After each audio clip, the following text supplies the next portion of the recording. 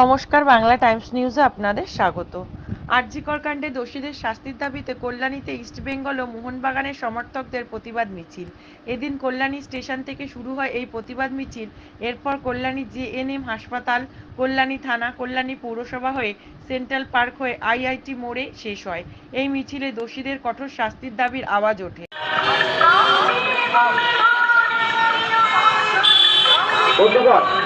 কল্যাণী এবং পার্শ্ববর্তী অঞ্চলের ইস্টবেঙ্গল মোটামুটি আমাদের আজকের এই যৌথ পদযাত্রা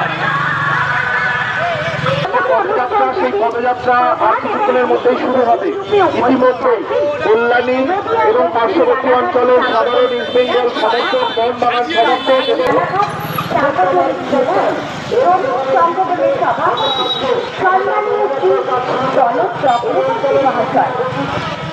এবং মানুষ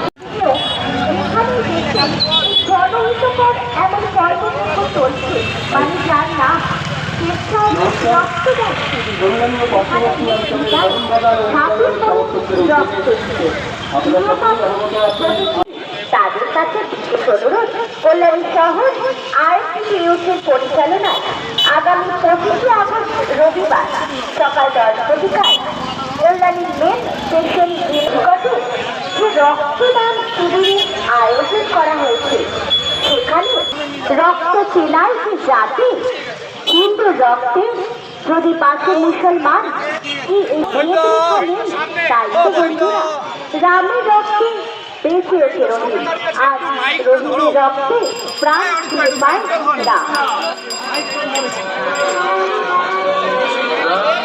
আয়োজন করা হয়েছে, তা ইতিমধ্যেই শুরু হয়েছে।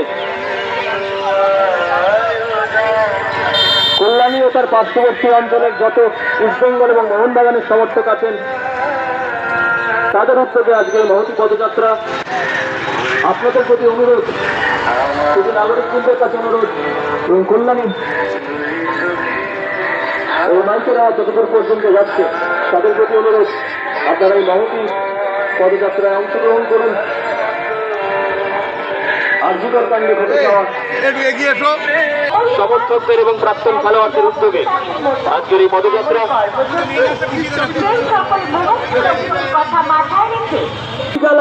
কিশোর বাঙাল ঘটিরা কিশোর